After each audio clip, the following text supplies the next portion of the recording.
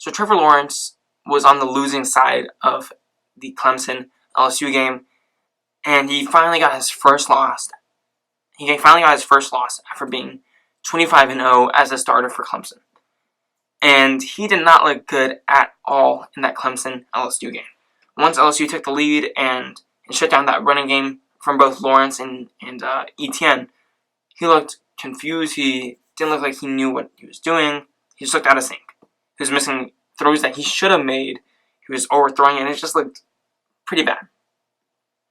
I was watching this Clemson LSU game with a friend of mine. His name is Brian, and we were talking about Trevor Lawrence on some of the throws that he was making, and we agreed that his throws were pretty bad. They were overthrown or just completely off target to no one. It was just awful. But then my friend Brian, he turned to me and he said,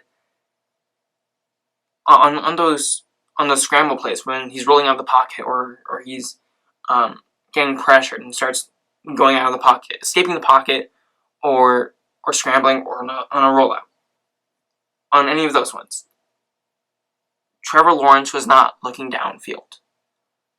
And that stood out to me because I had not noticed that before. And I started paying attention to that a bit more. And I just wanted to refine his comment a bit more. It's not so much that Trevor Lawrence wasn't looking downfield.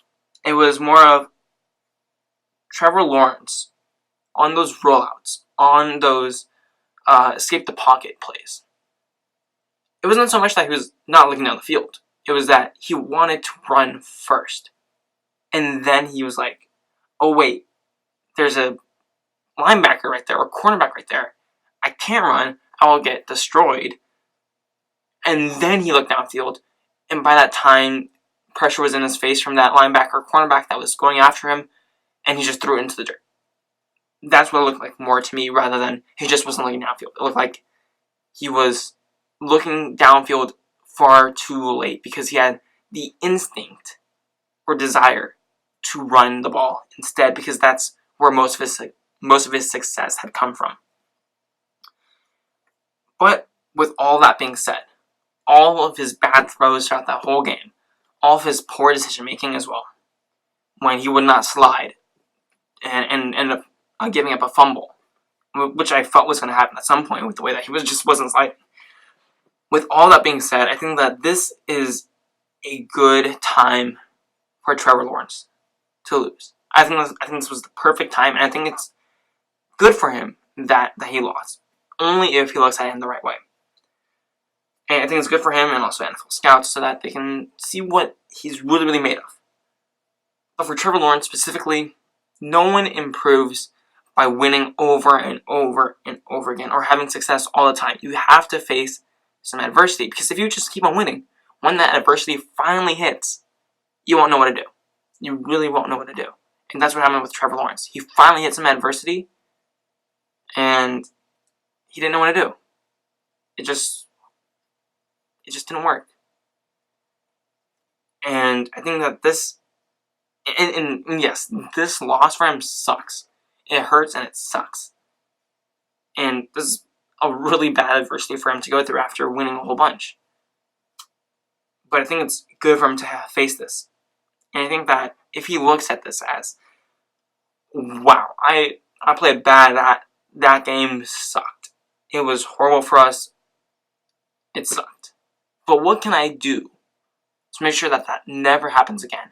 How can I be better? How can I get better?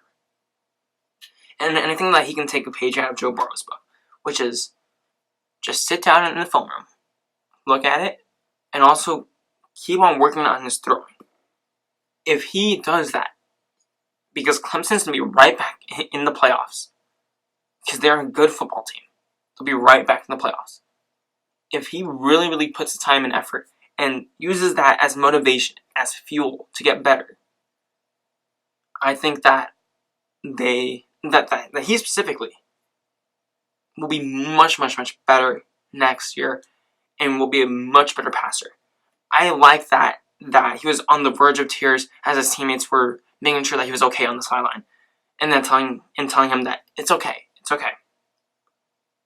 I like that he was on the verge of tears, because because I know that that game meant something big to him.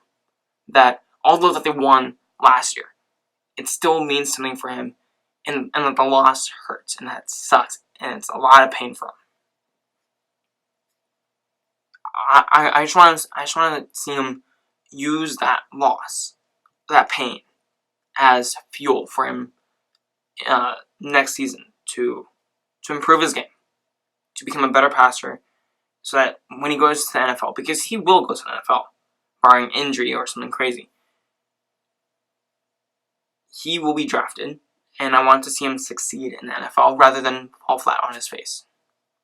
He's only a sophomore, going into his junior year next year, and I think that that's good, because it prevents him from going into the league this year and falling flat on his face. I think that this gives him time to really hone in on what he wants to improve and just get better on this level first, rather than forcing himself into the NFL, where I don't think he's quite ready yet.